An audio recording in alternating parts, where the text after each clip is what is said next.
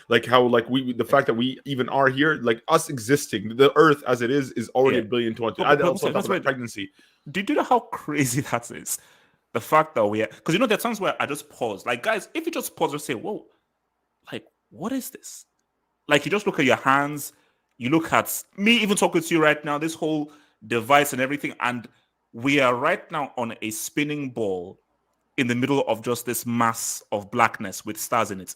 It's a It's miracle. insane. Yeah, It's insane. it's almost unfathomable when you actually look at it. Like, this is why I hate to bring always bring religion back into this, but this is why I think that there is an ultimate creator. Because when you look at the universe, you look at everything around you. But people say it's a big bang. People say it's a big bang, man. But even with the Big Bang, you can look up the God particles. You can look up. There's a lot of things that are unexplainable. There's a lot of things that there's perfect unison. Like even math. The fact that when you look at math, the math was discovered, not created. Like it's the universe. There's a whole everything is connected. It's almost it's hard to explain, but it's very great. And when we talk about life, you are right. Life is sacred. Life is beautiful.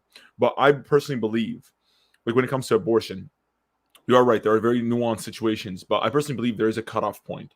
I believe that, let's say, for example, if you're past the 2 months mark or 40 days or 50 days mark, I I find it unethical to really kill that baby, because at that point it's formulated. It's essentially became a human being. Even if it's still in the woman's body. Well, I do believe it's up to the woman. I'll give you an example, HH. I will never, me personally, I will never make the decision to have an abortion. Never. I will never tell a woman to have an abortion or do this. I don't want to have it. I will never. But you're saying though that if a woman does have an abortion after that cut off points for you, you would say that, okay, I can't force you I can't force you not to have the abortion, but if you have the abortion, I view that what you're doing is morally wrong and unethical. Yes. I will give my opinion, but that's all it is. It's her body. You're absolutely right. She's the one that's going to carry it. At the end of the day, I do understand why abortion has become such a controversial topic nowadays, because let's be honest, society, the family structure is deteriorated. Men are not being upstanding. Men they'll sleep around with anybody. They have no regard for these women. They have no they just want to get their dick wet, and then they'll come inside. They'll have the woman will be pregnant. And then this woman is like, well, I can't afford this baby. This guy's not answering. He's not standing up for for his responsibilities. I don't want to bring a baby into poverty. I don't want to end my life. I don't think I could support this baby. And she's going to make a decision. And the worst part is abortions are even bad on the female body, because if you have an abortion, it lessens your likelihood of having a baby in the future. It's not good. So abortion. No, I mean, but it's it's so crazy, because you have two guys talking about abortion. So it would be good if there was a woman here, but it is what it is. It is what it is. Look, it is what it is. But my thing though is, it's it is for me. It should still be the woman's choice and so forth. But I think the dilemma here is, when does life start? That's the key thing, because I think we were doing this when I was doing philosophy back in school, and I think the kind of notion and arguments here is that, when does life actually begin? When do you actually say, okay, this is the moment in time that this is a life? Because if you now chart when life begins, the moment you take that away, that can constitute as murder. So people can say, well, no, life begins the moment that baby leaves the womb. But then people will argue that if there's a heart, see, now my thing is does life start at consciousness? So is there any point within that, when the baby is still within the womb, that baby is conscious? Because the argument is that once consciousness exists, that's a life. And by you taking the life away, people can say, oh, that's just the same as you stabbing a baby or you suffocating a baby.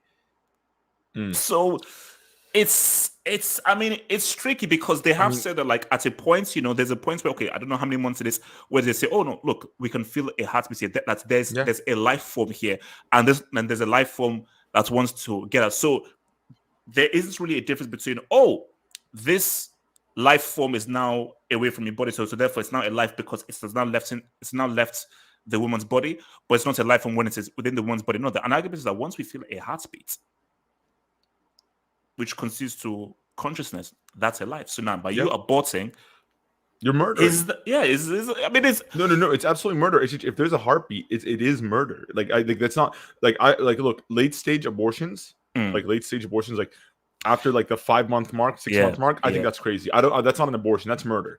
Look, when you're talking about abortion, okay, now we're getting real. I'm being honest. I don't believe in that, because it's not going to take you 5 months to realize that you don't want this baby, right? That is just cruel. Because that baby can feel pain. You did kill it.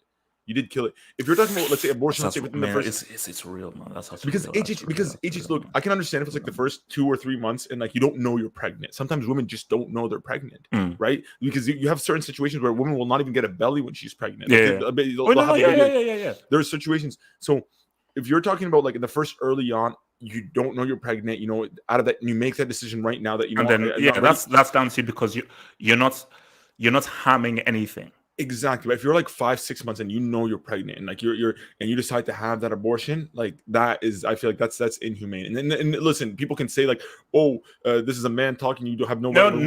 This is you logic. Can do it if the country allows you to do it. No. You're a murderer.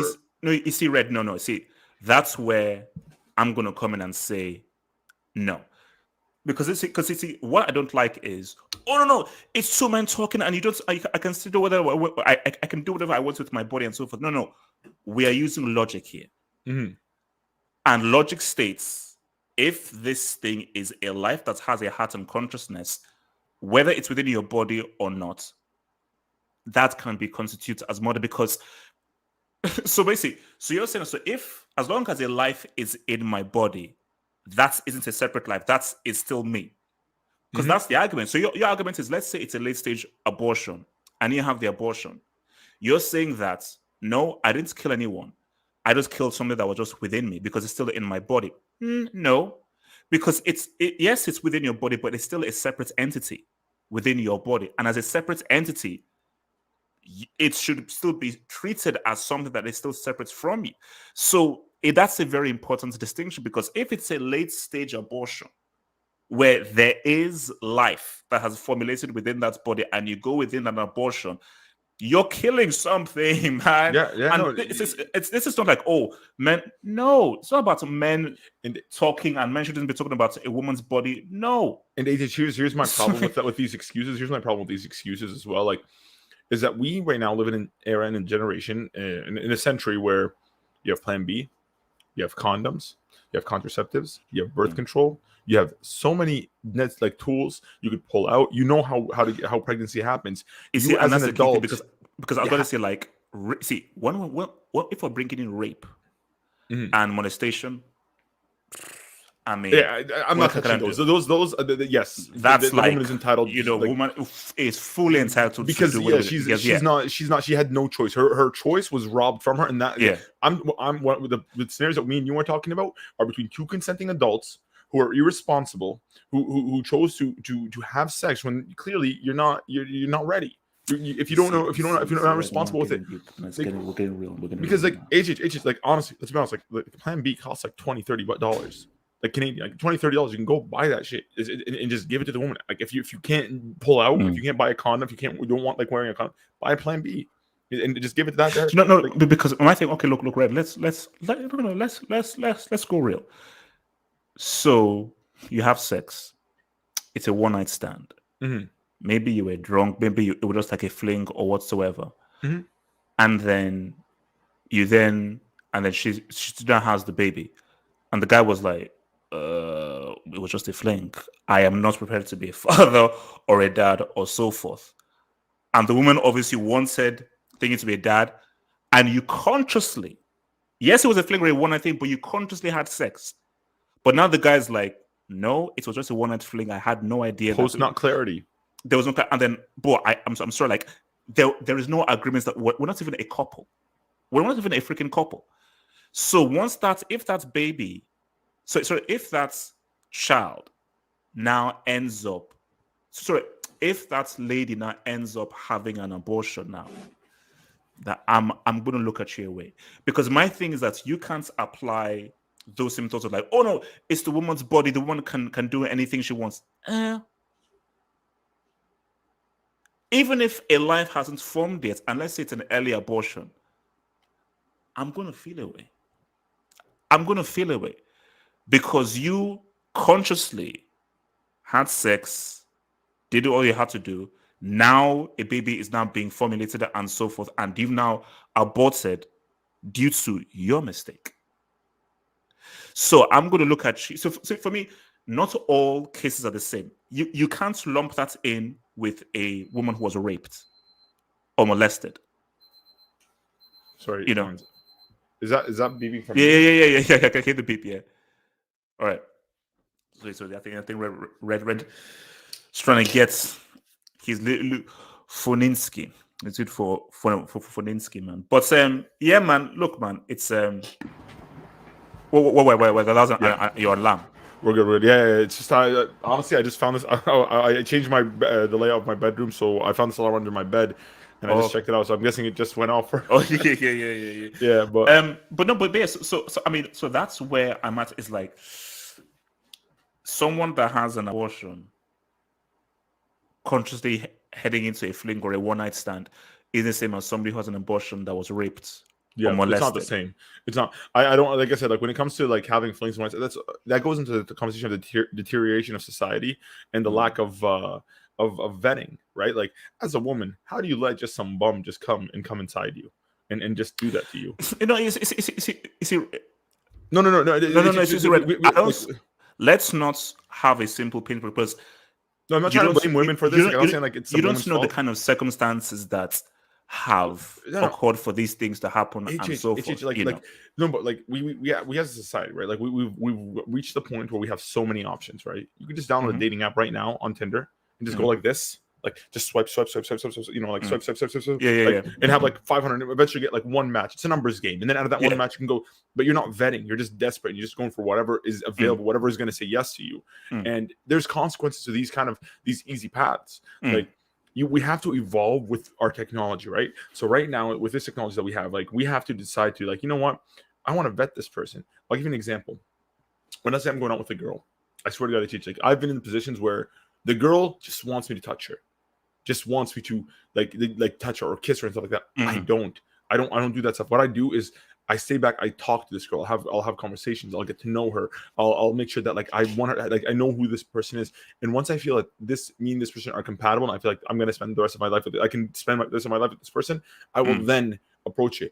I don't just sleep with anybody. I don't like to sleep around. Casual sex is not even good sex. You're uncomfortable. You're awkward. You don't know what the person is. You don't know anything. Like the person doesn't even know how to please you because every person has like certain kinks and stuff that you're gonna be too shy to talk to somebody that you just got to know. And like you don't like. And again, like you guys might not like. You might just get her. Think of all the men, like these athletes that get these women pregnant, and then these women end up just like leaving them. Just want the money, or just want the cash, or just want like they end up fighting without arguing and just toxic. It's because of like there's no vetting. Like why are people in a rush to get into relationships? Why are people in a rush to just sleep around? Why are pussy's pussy?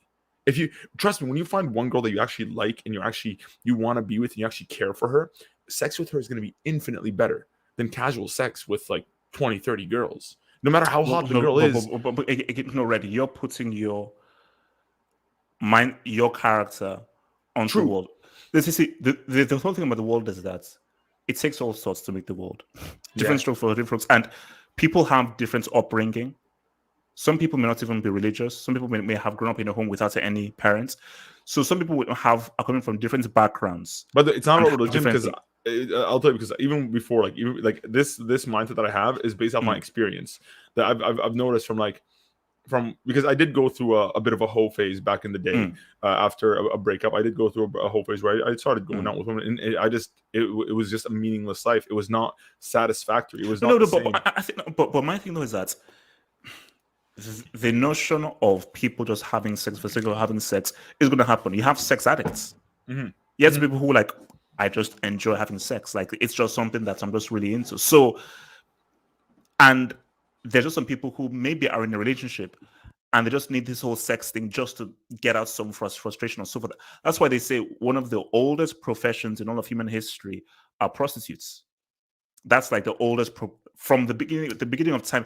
There's always been sex has always been sold. That's probably the oldest profession that exists. So that's never gonna go away, ever gonna go away.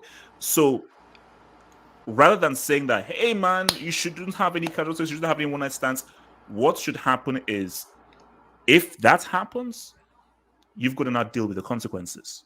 Yep, that's exactly what I'm saying. So, or if you're in that situation, understand protection, whatsoever. But my thing though is that even if you say that life is life, the beauty of life is the randomness. Because you can say, oh, protection, but once you're in a party, you're in a group, anomalies you're in a scenario and so forth, things can just happen and boom, it's happened. So, but the issue is that if it does happen, you've not got to deal with those consequences. See, and that's just the reality of life. uh, So my thing right is that for the woman that just says, okay, yeah, I get it. I should have. But now I'm here. I don't want to have the baby. I don't abort because I don't want to bring this life into the world because right now I don't want to have this baby, and because this is my baby, I don't want to give it out and put it up for foster care. Mhm. Because see, this is why people's argument is fine. You're not going to be the mother.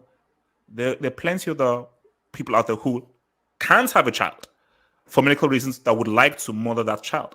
But I'm one of those people that says it's very important.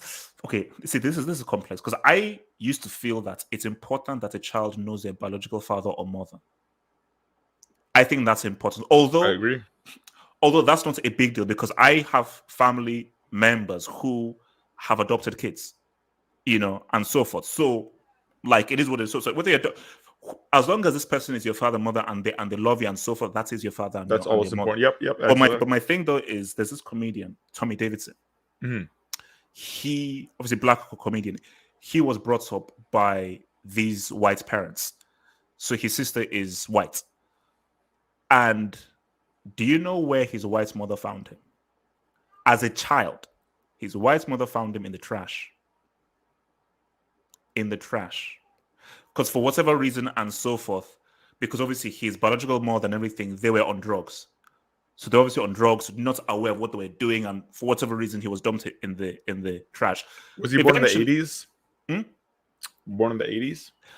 Oh no! This is because he's also this is like 60s or even 50s or so forth. Because the guy's old. Because he talks about how how hard it was for him growing up as a young black kid with a white sister during the civil rights era in the 60s and so forth, when Martin Luther King was killed and Malcolm X. So, but my thing is that he eventually met his biological mother. I was like, yeah, cool, but there's no connection here because for him, his mother is that white mother who saw him and rescued him from the trash. So it's one of those things of where your biological mother, yes, she is your natural mother, but that doesn't mean that she's your real mother. Because your real mother, father is the person who raised you.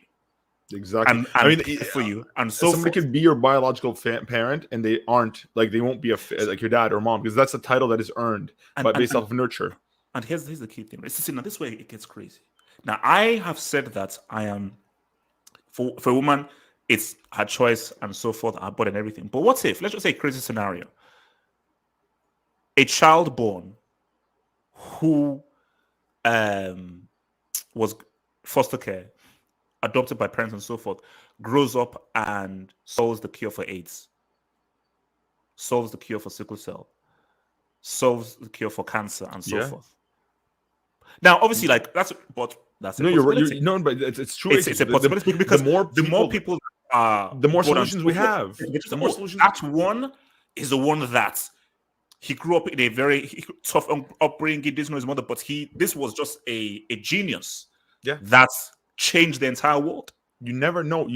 Human life is precious. It's sacred. Every human being is valuable and important and brings something to the world. And the more people there are, the more solutions we have. The more society evolves. The more society grows. We improve as a society. Like we have to cherish human life. And I do agree with you. Like what I was saying earlier, I don't want to get it misconstrued as people have to be perfect. I'm saying that, like, if you act like that, then you won't have to worry about these problems because you're moving accordingly and you're vetting the people. But if you're going to move reckless, you have to live with the consequences that you're with your actions, which is exactly what you said. Like, if you're gonna go out and party and all that stuff, and you want to move reckless, when that baby comes, you can't have your cake and eat it too, right? Like, you can't. Like, I if it's early on, I get it. You made a bad decision. You were drunk. You made a party. You want to have an abortion. I that's understandable for me. But like late stage abortions, I don't see any justification for that. I literally cannot see one single justification unless it was like a rape or molestation or something like that, where the kid or the person was not in a position where they could actually come out. And I can understand that a little bit. There's a bit of nuance in every dilemma, but I just feel like there are certain situations, where it's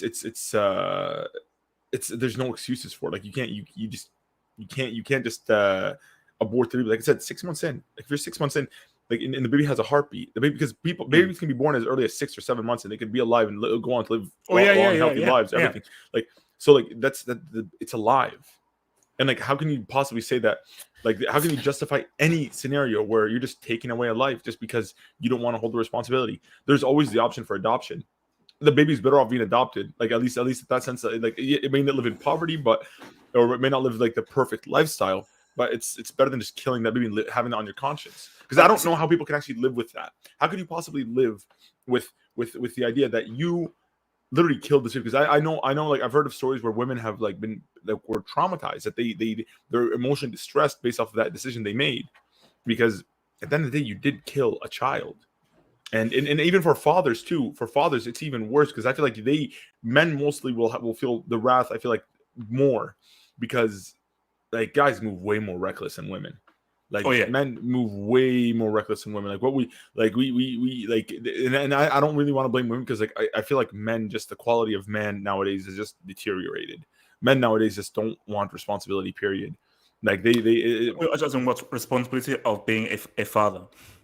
Yeah, like general yeah, like, I mean, like, because sex has been, like, I know that you said like prostitution, all that's like existed before, but it's never been commoditized as much as it's been today nowadays. Like, everything is porn. Like, everything is sex. Well, it's because society has evolved.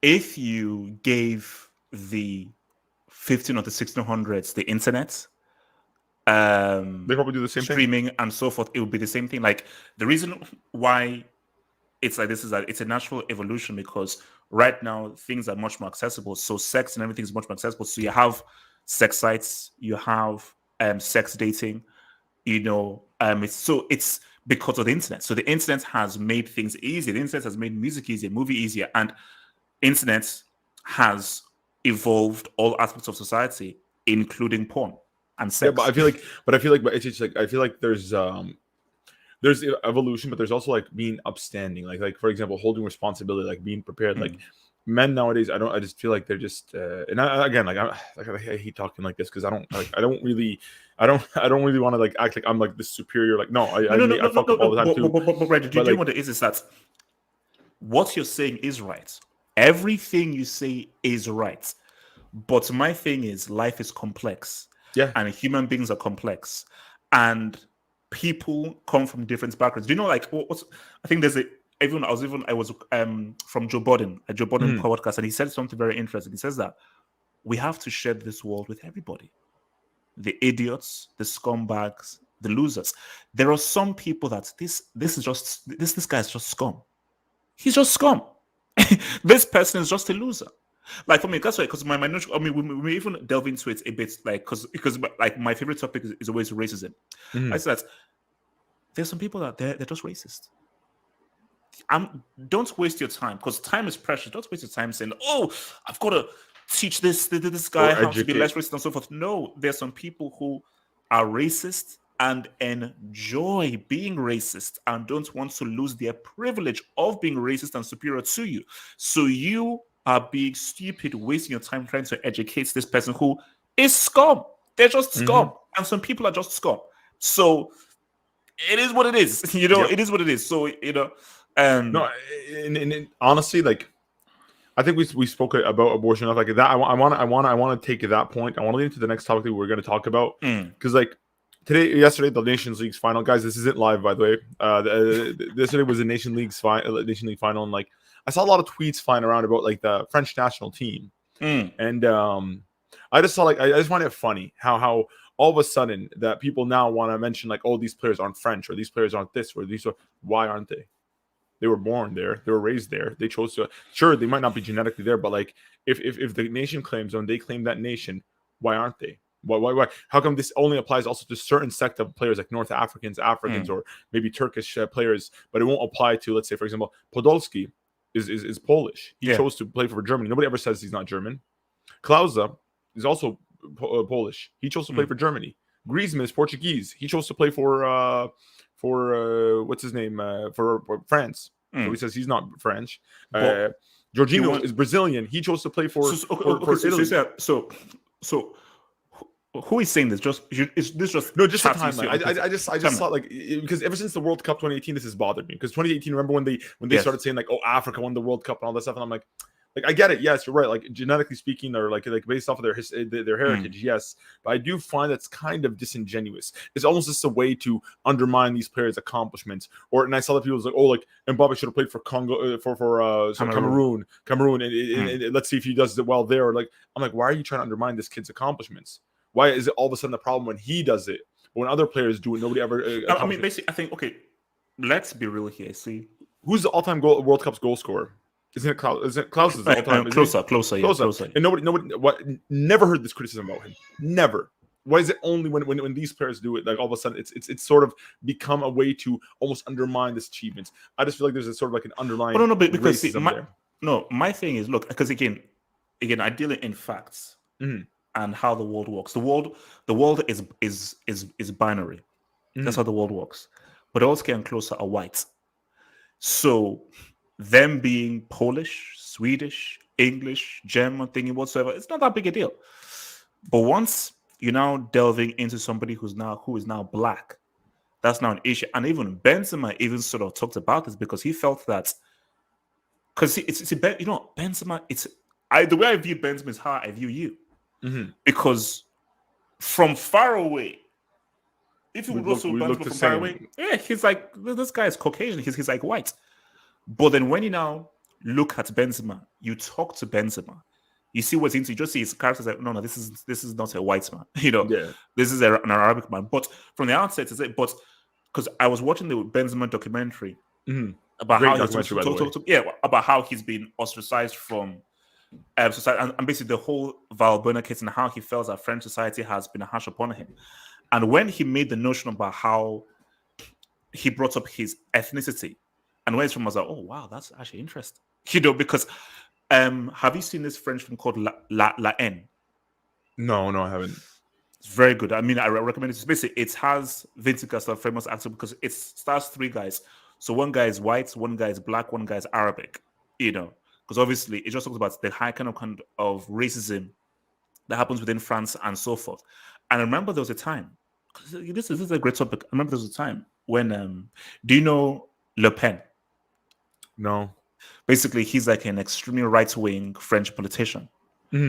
And now his daughter's now taken over, and he was like a very prominent. I heard about that. They like 4 years back, like his daughter had like this crazy momentum during the Donald, like 2016, I think 2017. Yeah. So really, because her father said that there are too many blacks in the French team. Because there were points in the French team where like there may be about 8 of them, 8 were black, 3 were white. Yep. And he said, oh no, this is bad for France that there are too many blacks in the French team. And see, this is something that England have fought against, because England have always been like, there is no way in hell we'll ever have a football team that has more blacks than whites. That's never going to happen. So they've always fought against that. That's why meritocracy is a myth, by the way. Meritocracy is a myth. In terms of what? How do you mean? Like, as in, like, meritocracy is it's a. I feel like no. I know what meritocracy is, but I mean, like, in terms of the England team. No, in terms of like just in society in general, like it's mostly about nepotism. Most of it's either nepotism or it's mostly like just about privilege. But see, meritocracy not just in football. In a capitalist society, people believe that like it's all luck. It's all luck. It's that's just the way the world works. Yeah. Like it's a. But you see, it's changing. That has existed for a long time. It was about who you know. It's not becoming about what you know. Do you know why? The internet. Yep. Technology now. The great equalizer. That whole notion of nepotism can't work anymore because what exists now is what we're doing right now, which is Red. How are we doing this? The internet. Yeah. True. StreamYard. And this whole thing of like me bringing up graphics and so forth. It's a software called StreamYard made by these 2 white guys, and those guys, they didn't know anybody. It's what they didn't know. Because of their knowledge and their skill set, they created an amazing software that is now used by a lot of people. Absolutely. So that whole thing of a meritocracy, it will always exist to a point. Look at those clowns, the royal family.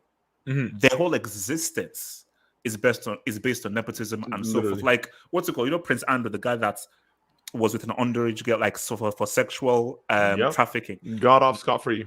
The Met police said, no, we're going to stop all of our investigation towards him. Of course you would, because it's the royal family. You're not And going to go near him. the royal family is the beginning and end of England. And I always find that funny because England, you're so stupid.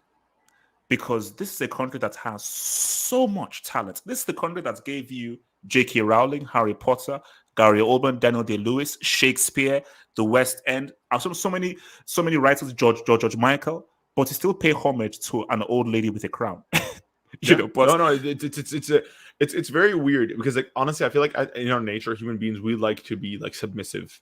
Like as we like to have like a great figure just to look up and strive towards, whether it's Red like a football MTV figure Cribs, or like, Red MTV Cribs. Why is that people love MTV Cribs? People love to look at people's life and be like, oh wow, look at they're like so perfect, look at so what's beautiful. And it's so sick because people love what they don't have. Mm-hmm. People love to have the sensation of, oh my gosh, I don't have that. Look at how great that whole thing is. Hence why the royal family will always exist, because there is a loss for people to be like, oh, they are great, they're so special, they're so much better than me. People Let's go back to the Bronze Age. Let's go back to the Bronze Age. Let's go back way back, thousands of years. Idol worship was a thing. People would create gods to in these perfect figures, and they'll make up stories about them. And nowadays we do the same thing with people on the internet, right? We go on Instagram instead of worshiping a statue. People go on Instagram and worship these people just like based off the Kim pictures. Kardashian and so forth. You see, Red, which is why I always say atheists don't exist. Mm-hmm. Everybody has a religion. Everybody has something they worship. So you who chastise the person who prays to God, Allah, or whatsoever, or to Buddha, you have your own God. It's Kim Kardashian, it's the royal family, it's Justin Bieber, it's Beyonce. For some people, Beyonce is their God. Because you worship her. So what you do to Beyonce is what other people do to God, Allah. So I don't think it's just within human nature to aspire for something that is greatness or some piece of deity. Mm-hmm. And people just love this perfect figure, like, boom, this is so perfect and everything, and I wish I was that, and I know I can never be that. It's very sick. But back to this whole nationality things, Red, my thing though is, it's tricky because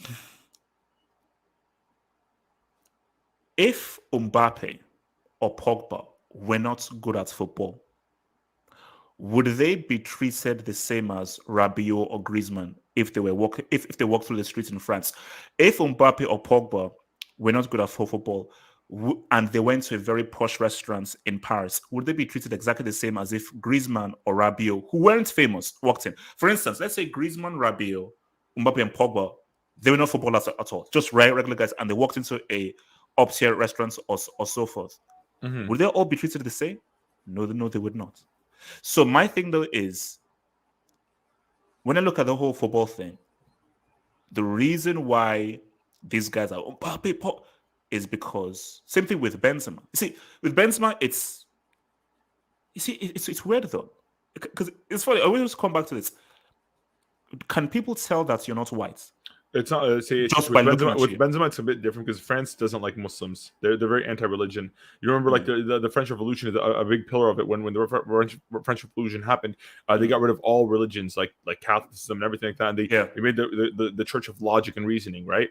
So the French have a notorious history with anti-religion rhetoric, and Islam is a religion that's Islam has been the same since its inception. Islam does not change. We do not change it. We want it to stay the way it is. It is what it is. This is the book that came down from God. We don't change it. So that goes the antithesis to sort of like French culture in a way. So that's why they detest Muslims in general. It's less racial and more so based off of beliefs and background, right? Just the fact of that. And aside from that, people like it depends. Arabs know I'm Arab. When I look like my features are Arab. Like my nose, I got an Arab nose. Like my beard, like this is not a white man's beard. My beard's thick and that. طبعا بحكي عربي. أنا بحكي عربي يعني متعلم. أنا بيتي بسوريا. Like I grew up in Syria. I speak Arabic like fluently. Like so, and especially with the way I talk, like bro, like habibi. Like I always say those in my drum. So people can always tell from my characteristics.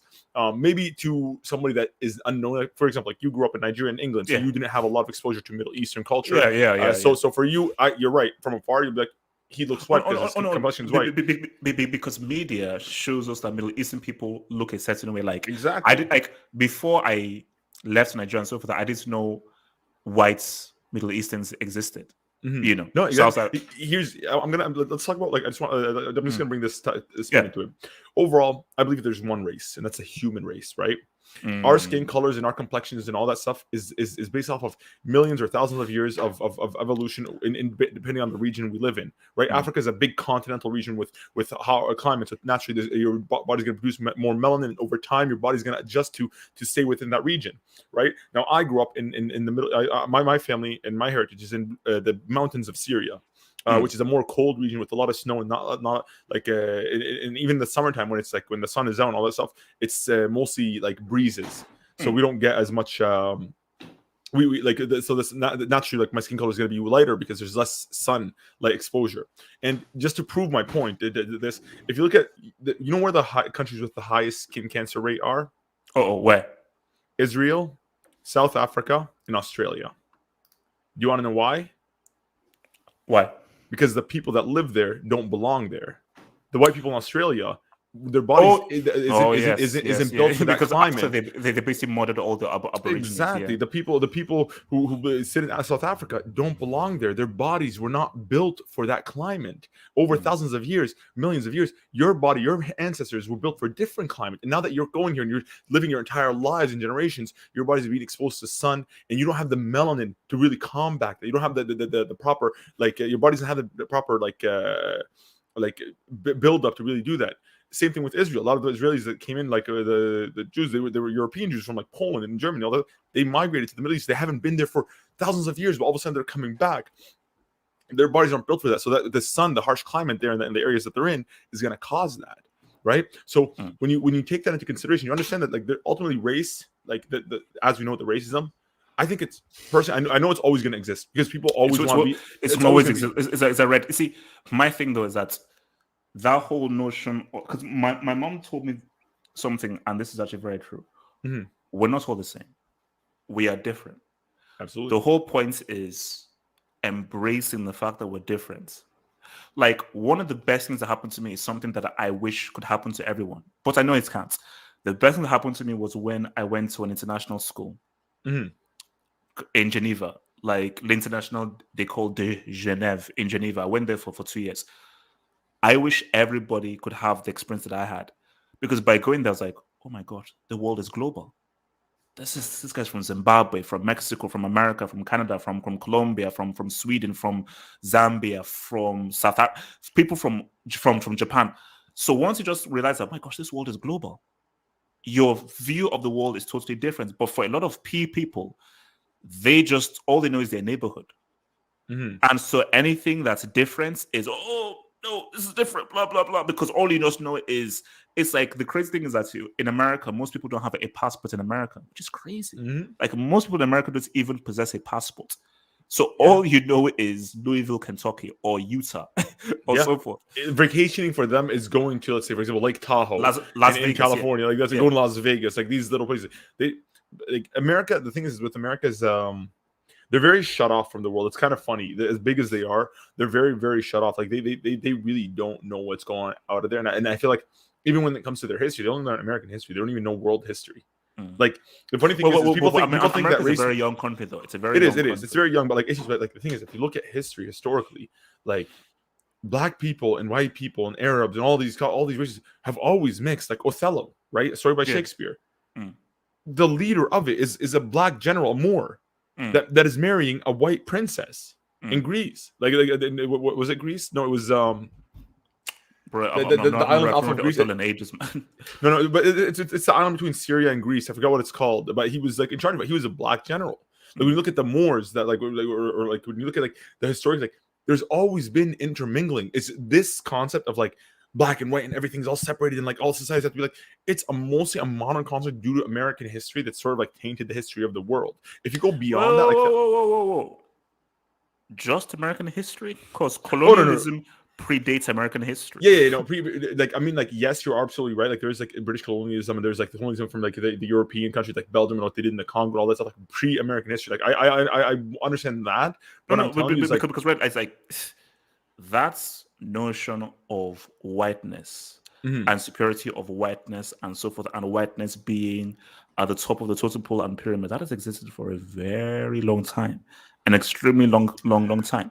Like it is for a very long time. if you go back, if you go back, there's been some great empires. Because if you look about the colonialism, and because remember, a lot of the world was separated, so people that lived in Africa, they never really ventured to Europe. Or so, for instance, like my country as well, like the Benin Empire. Bro, like nobody in Benin or so forth ventured outside of the empire. But then once the British came in, like, oh geez, look at all these bronze carvings, all these things, came in, manipulated everything, screwed over the whole empire, and boom, brought in colonialism, and there we go. Nigeria now are still feeling the effects. So that's notion of colonialism and psychologically beating down Africans, non-whites, and so forth. It's existed for a very long time. Long time is relative, right? Long time right now, because if we're looking at recent modern history, right? When you're going back, if you're going like 1,000 years, that's not like, let's say that it goes back 1,000 years. That's relatively to the entirety of the existence of the world. It's not that long, right? Even when you go look back, that's mostly modern history, to be honest with you. But I'm talking about, you look at like over society, over history, like people have always like sailed away and moved and went back and forth, and of course you can always have like a us against them mentality and all that stuff, but I'm just saying overall is that modern history has been tainted by the idea that we believe that there's really this huge separatist movement, or this is ours, that's theirs, this is this, we here, we do. All that is just, it's really just social constructs that we've just really have. The reason why I don't believe racism will ever get rid of racism is because even when you educate this generation, there's going to be a new generation that's going to go up, and they're going to naturally just be like, well, this person looks different from me, and like I'm doing it, like we live here. But I think it's beyond that, though, is obviously the thing of it's being passed. And I think this could almost be a separate topic, because I want us to get to our final topic, which is transphobia. But like, people don't want to give up their privilege, man, or their sense of power. And I can almost understand this, is that why would I want to? I already am amazing based on what I am and my skin color. Why the hell would I want to lose that and view this person as my equal? No. It's like, I actually feel pretty good knowing that I'm superior to these people, and I sit at the very top, and every race, the Chinese, the Japanese, everybody wants to be like me. Because I told you, the whole racial dynamics and everything, it's like a pyramid. Blacks at the bottom, whites at the very top, and all the guys in the middle all are scrambling to try to get at the top. You know, that's why you have guys who bleach their skin. That's why you have like Japanese and Chinese women who basically marry white guys and so forth. So it's like, you know, it's kind of fun, because like I think everybody always thinks, because I feel like to be honest with you, I feel like almost Arabs, or not a sect of Arabs, are like at the bottom. Like when you look at, like, for example, like the Palestinians and like the Syrians and the they've just been decimated by wars and all that stuff, and nobody ever cares about them. Like everybody's always gonna feel like their struggle is there. And I absolutely do agree with you, though, HH. I do feel like what that is I feel like that's classic divide and conquer, by making you think that like, oh, like, no, these guys are all better than you, like you guys are at the bottom, and then they'll tell me like, oh no, these guys are all better than you guys are at the bottom. It makes us all think that, you know what, even though HH, the thing is, all our struggles are the same. If we solve the problem at its root, then it all succeeds. The thing is that if you look at there's a saying by Martin Luther King, when he says, an injustice anywhere is an injustice. Injustice anywhere is injustice everywhere. Pretty much, yeah. Is that it? I think that's it. Because or the Prophet, peace be upon him, he said, whoever killed one human is as if he killed all of humanity, right? So like when you do one wrong by you, like if for example, let's say for example you were discriminated against and your opportunity was taken away, they will do the same thing to me, the same, because at the end of the day, we're not it. Now, of course, just for the white listeners, we're not talking about white people. We're not talking about all white people, because obviously, look at me, I'm white. Like I don't have the privilege. It's a certain sect. There is a certain sect that is privileged, that do have a lot of it, that do benefit from nepotism, and they can. Like your idea is, okay, you want to take away their privilege and so forth and everything, or they acknowledge their privilege, but for some people, like, I don't. I'm happy how I am, and why should I give up my privilege? No, I like it. I enjoy it. So it's difficult. Yep. Now, before we go, let's get to this final thing, because I want us to run this up, because we're done within the half hour. Let's do it. So, transphobia. So this comes from the whole Dave Chappelle special, man. And I think because obviously you said you haven't seen it, but you obviously know the fallout. Oh no, I've like I watched Philip DeFranco, and he went in deep on it. And like I kind of understood the whole thing. I do want to watch the Dave. I love Dave Chappelle, huge fan. I do want to watch the special. Did you want to be relying on Dave Chappelle? Because I was watching some old Dave Chappelle stuff. He's very smart now, and I think he's. I saw your tweet. I saw your tweet, and instead of watching his special last night, I ended up watching his old '94 special. That shit was hilarious, bro. No. See, my thing is that I prefer old Dave Chappelle, skinny because because he was thin and so forth, everything just made sense. I think this Dave Chappelle now is like, I mean, yeah. Okay, Red, don't want to be easy. Like, I just want to laugh. Be real, because be real. You see, Red, the stand-up comedian is an evolution of the court jester. Like, it's cool for you to educate, but really, if you want to be educated, I go read Malcolm X. I read like Akala's book. I go listen to Neil deGrasse Tyson. So yes, you can educate him, but really, you're here to make me laugh and laugh out loud. Let me just to go on that. The problem is society has become a joke. Have you looked at society recently? It's all hilarious. Nothing makes sense. You look at the way money's distributed. You look at how leaders are elected. You look at how like people are qualified. You're like, everything is upside down. Everything is upside down. You look at like how we're just accepting anything. How people just become just like all of a sudden just making these stupid dumbass like arguments for like things that don't matter and making big issues out of nothing when real issues exist, right? When all this stuff exists. No, but people love being outraged, and people will fight for the right to be outraged and to be angry, even at the dumbest things. People enjoy being angry. I'm always saying, you know that you can just ignore this. You know they can just know it, but no, that's what I do. People want to be outraged. So my thinking is that so there's this whole thing of transphobia, and I think how they feel that Dave Chappelle is poking fun at the LGBTQ community and so forth. And right, there's something very interesting.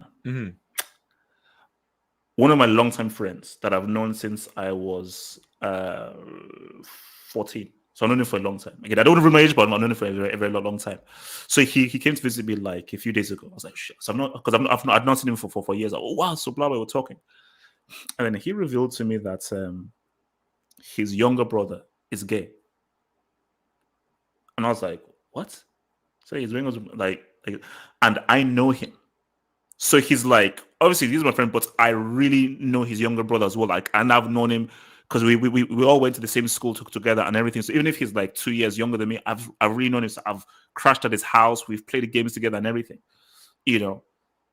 And so it's just for the past few days, I've been like, like, because I have never known someone who's gay. The closest person that I've known that's gay is a colleague of mine at work, and that's it. But he was a colleague who we were very decent. But this is the first time that. So it's just for the past few days, because, for instance, there's this thing about Clark Kent's son in his comic. He's now bisexual. Yep. And my instant reaction was like, but why? As soon as I did that, I was like, oh. But what will my friend's brother now think? Hence why, because obviously I said, like, no, because I've not seen him for a long time and everything due to the whole pandemic. So I actually want to see him because, like, I just want to just have a discussion as to him coming out and everything else because it's like, wow, because it's just flipped my mind. It humanizes the struggle in your eye. Oh no, yeah, you have a face to put with that, because I know that I'm not homophobic. I know because I've always said that I don't care who or what you are. Just don't shove it in my face. And as long as you're a good person, I don't give a crap. Yeah. But the thing though is, I have to be real. If I see two guys being intimate in public, I'd feel a bit uncomfortable. I'll be honest with you, HH, just on that note, if I see a guy and a girl being intimate in public, I'll feel uncomfortable. You said that. Yeah, it's true though. It's true. It's like if I see if I'm sitting on, let's say hypothetically, I'm sitting on a bus. Okay, correct. If you see a guy and a girl, they just kiss. You feel uncomfortable if they kiss? Yeah, like honestly, like, if Oh, come on, Red. PDA makes There's me one thing uncomfortable. if they start groping each other, undressing, he smacks her up. There's levels. Of course, there's Yeah. levels. Of course, like if it's a guy, it's gonna be a bit more uncommon because obviously I'm not used to that at all. So Yeah. it's gonna catch you like, whoa, okay, right? But like at Yeah. the same time, HH, like any kind of PDA, come on, like HH, let's see if you're sitting like at a bus stop, right? Like in right beside you, like you're sitting on the bench, right? And then there's the people in the couple that are sitting inside the little thing. They're sitting there, and the guy's just like kissing her, and he's touching her ass, all this stuff.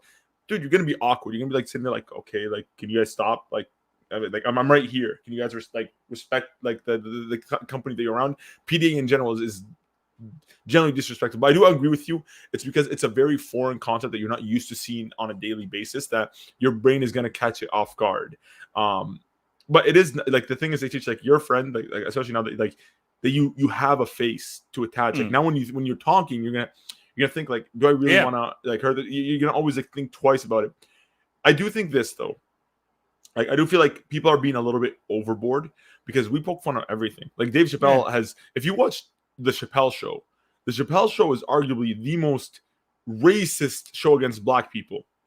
Like no joke. Like if you the Chappelle, every episode was essentially poking fun at his own culture, and that's what made Jade not like it because he kind of felt like white people were laughing too hard at these jokes. You know what I mean?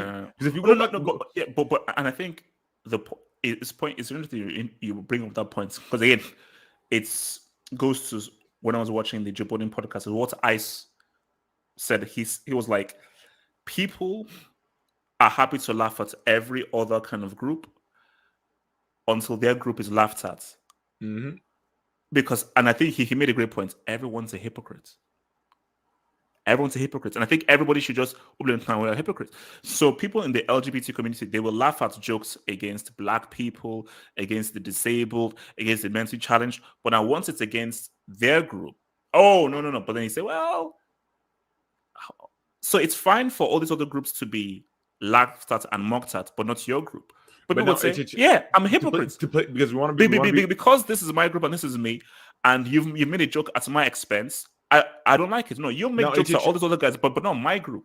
Let's just to play a devil's advocate and to put things into perspective, because I saw the criticism that he was being criticized for, is that generally speaking, it's very common to say that you kill a trans person or beat up a trans person. Like people say like, oh, what if you kissed her and she turned out to be a guy? Oh, I'd fucking kill her. I'd beat the shit out of her. Like, you know what I mean? Like I'd beat him up. Like I'd do that.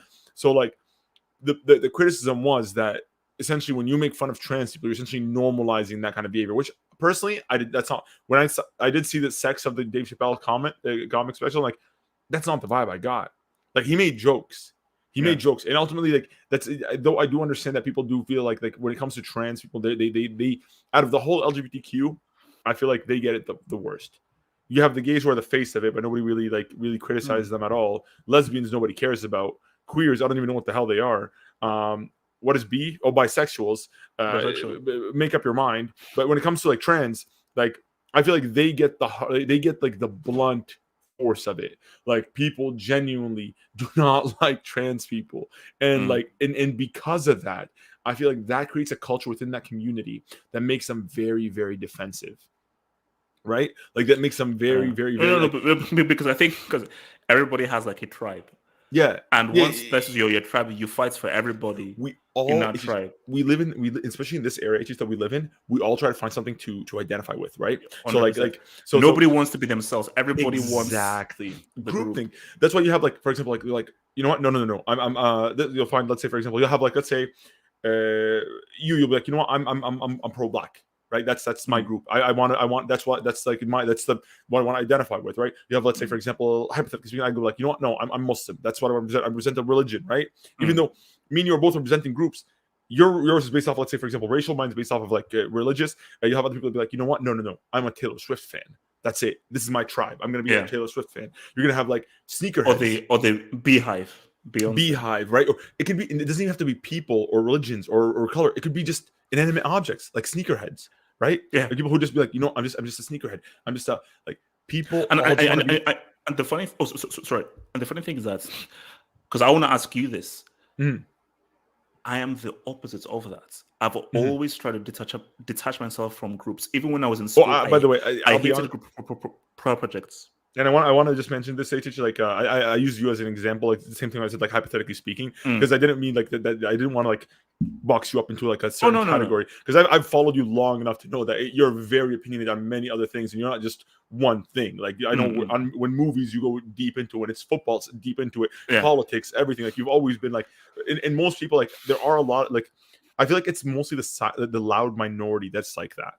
Because Twitter amplifies it, not just Twitter, social media online amplifies that. Because these people, because they're in groups, it's easy for them to gang up and attack people, right? They attack individuals. And like I feel like that's what happened right now with Dave Chappelle, is that he galvanized a group of people that are together based off this one ideology. And they came and attacked him. Even the majority of people, like even trans people, don't care. Like literally in that same special, he talked about his friend, who was trans, who passed away, and he actually has a whole charity for her. And her family came out and the trans community attacked her. For defending Dave Chappelle. And she's a trans, so you guys are saying you're defending trans rights, but you're attacking a trans person. It makes no sense, right? It's no. And I think because it's funny, because this shows, it's funny how things could, because this now circles back to what you said about society and how things are just screwed up, and how people want to be angry, and people want to feel, and that's very scary and very worrying, because it's a very scary place to be if you are waiting to be enraged and you come alive when you get attacked, and you really you feel most alive when someone attacks your tribe, and therefore cancel. Let's go with them, and then once they cancel, that's a sign of victory. And then the scarier thing onto the next one. The scarier thing is that they're not even being attacked. They're not. Just the fact that they were mentioned, they took that as an attack. Like what me and you are saying, if this podcast was big enough and it blew up, we're getting this. We're getting canned for our opinions. Like we. Oh, Red, I think you've gone stuck, bro. Red. I think Red is stuck in the Matrix. Red, I think you got stuck in the Matrix. Let me try and pause the boy. The talk was going good, man. Red, I think you're stuck in the Matrix, bro. Red, I think you're stuck in the Matrix, my guy. Oh gosh, I think the guy got stuck.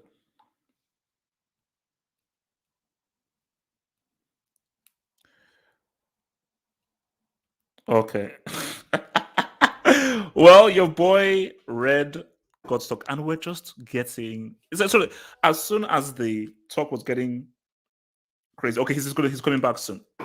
He's coming back soon. Yeah, no, look, man. That is interesting, man. It's like I think there he is. All because you are. Everyone wants to feel because okay.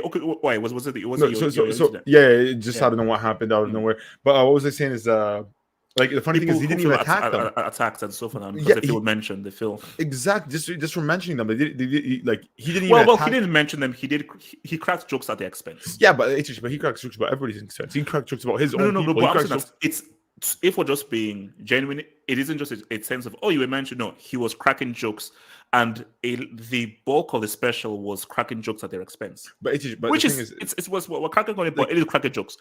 But here's the thing: is that he's normalizing them. He's exposure. He's giving them exposure. He makes some. Dave Chappelle has become a cultural icon. He's no longer a comedian. He's beyond a comedian. Is somebody like, let's say, for example, like Andrew Schultz, like a guy that's on the come up. Like these guys that are like they can still be edgy. Dave Chappelle is beyond a comedian. I still feel Cat Williams is, for me. See, Cat Williams is a pure comedian. Dave Chappelle is not a pure comedian. He's a cultural commentator at this point. And that's my thing, though, is that I don't know how to say this, but I think I'll just come out and say it. Dave Chappelle, I'm not coming here for you to teach me anything. I've not learned anything new from Dave Chappelle. And my thing is that that's me being disingenuous. Mm-hmm. Why was I a fan of you, Dave Chappelle? Because you made me laugh out loud. Because that's your special, Killing Me Softly, is one of the funniest specials I've ever seen in my life. So you made me laugh out loud. So my thing is that from that to now, okay, I'm now here to now talk and give you I'm like, okay, you're a court jester. And that's not being read, that's not being rude. You are an involved court jester. The court jester was brought to entertain and make the king, queen, and the royals laugh. Yep. And that has now evolved to stand-up comedians and so forth and everything. So, because I always said, comedy, of course, comedy, there's so much of an art form to comedy, but it's not that much of an art form. You're just here to make people laugh, So either you can crack a joke and make people laugh, or you can't. So. Yep. No, but the thing is like Dave Chappelle's just gotten too big. He's gotten way too big, and like I'll be honest, and it's not for a good me. thing, though. No, but here's I'm the not thing, sure because my thing is that should Dave Chappelle now have the pressure on his shoulders to now teach the world how to be better and so forth? Now because you're a freaking comedian. I know that you're a guy who has views, but you're a comedian. Yep. No, but here's the thing: you're not Malcolm X. You're not Martin Luther King. You're not any of these leaders. You're a comedian. But here's how I view it, right? Like for me, I'm like there's a Jay-Z bar. He's like, dudes like my old shit, but dudes like my old shit. Well, buy my old albums, right? Like you like his old comedies, like his old stuff. So like for me, how I view Dave Chappelle is that I like to think of myself as I'm educated on social topics. Like whenever I see like an injustice, or I see, let's say, why are these people like that? Like,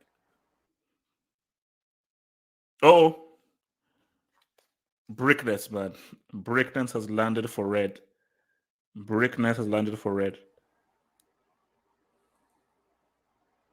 Hello? Yeah, you're back. You're back. Yeah. Sorry, I don't know what the hell's going on with my laptop. I really take it to the repair shop. I didn't know.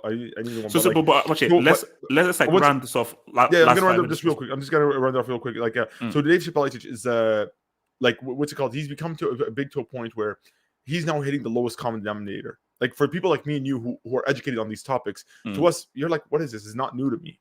But because he's so big, there's gonna be like some kid out there that's probably like in Kansas, right? That's a Dave Chappelle fan that always thought he was funny, right? Yeah. He's gonna come and he's gonna listen to Dave Chappelle because he has a certain respect and admiration for this man, and he's gonna put him onto some knowledge that he didn't know before. And it's the biggest, the scariest thing in the world. And I'm not even kidding. This scares me a lot. Is comedy. And because it's very effective for propaganda. Oh yeah. Right? Yeah. Comedy. If you can make people laugh to a topic, you can change their mind. Like that's why you see figures like John Oliver or Jon Stewart or what's it called, Trevor Noah or any of these new guys that like they all. It's almost red. It's like that with everything. Look at when they do like Live Nation or they try and do a concert to try and raise money. If you just say, hey, give money to these poor people, no. Okay, Beyonce, Jay-Z, Adele, Bruno Mars are all going to be, and they're going to say, you have them hooked because you've now given them through music. Look at stuff like Star Wars and all that kind of stuff. They use that to, now, hey, women should be treated the same. Well, we're not going to make this female Jedi. Okay, women, blah, blah, blah. So it's through comedy, through movie, through music. It's through what's comedy creates familiarity. Comedy is a bit more powerful. Like music is powerful. It's comedy more powerful than a film, a movie. Yes. It is. If you you can look it up. Actually, I disagree. No. There's. I wish I could reference it right now. I forgot it. I'm gonna next podcast. Next time we meet up. Next show. I'm gonna bring it. I'm gonna bring this up, and I'm gonna talk to you about it because like. This is true. Like when it comes to like, it's kind of scary because comedy can easily make, because when you point something out, you're like, that is right. Isn't that funny? And then it starts normalizing it in your head. Like, yes, you're right. Movies and all this stuff, they're very influential. But through comedy, through laughter, you can change a lot of minds. No. Right. You know why I disagree? Why? I am going to a comedy show to laugh. So even if you're making a key point, are you actually making a real point or is it a comedic point? Because there are times when somebody will say something that you think is profound. Some people will laugh, some won't laugh. Then the comedian has to say, oh, no, I'm being serious. Be like, hey, are you actually being serious? Or are you cracking a joke now?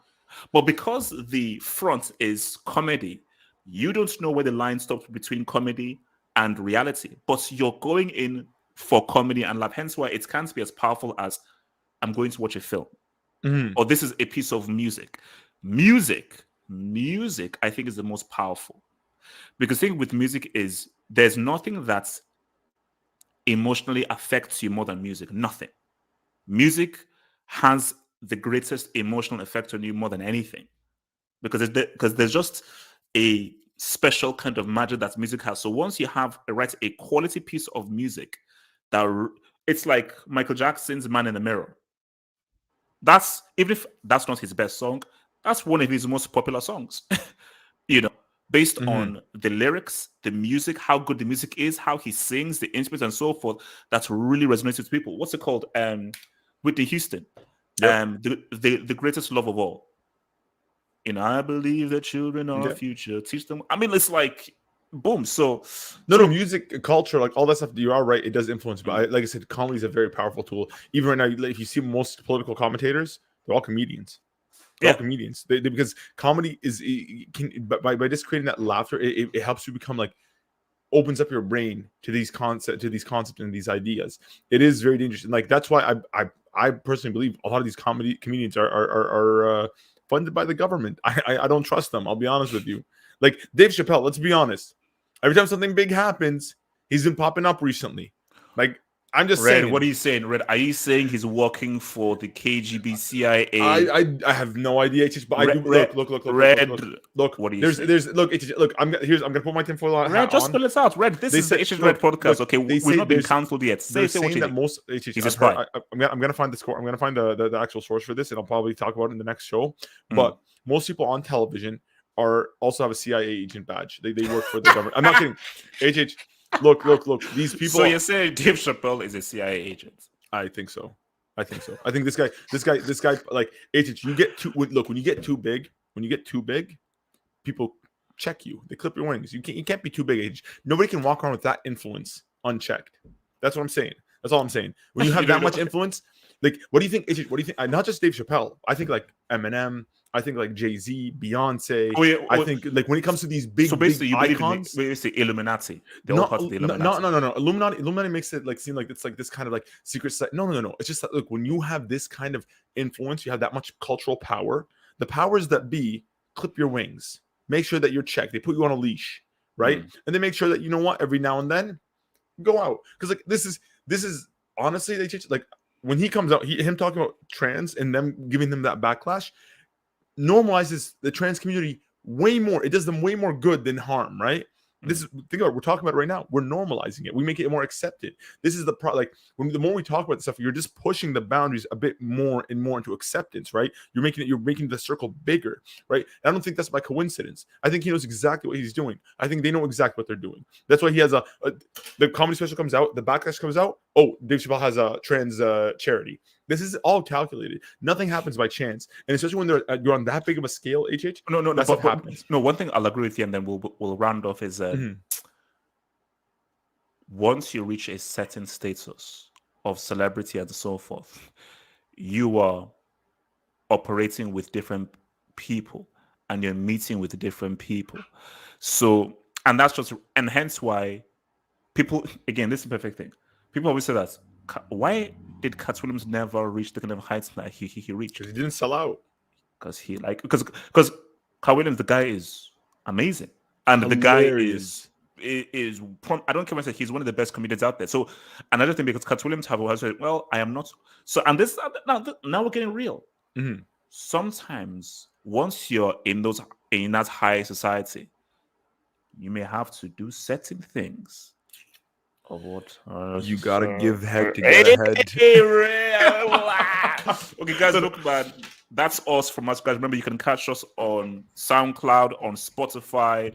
Feel free to comment below.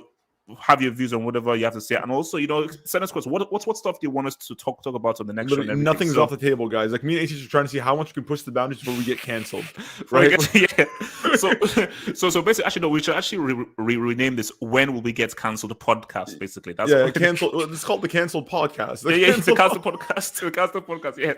All right, man. Peace out. Stay true. We'll see you later. Peace.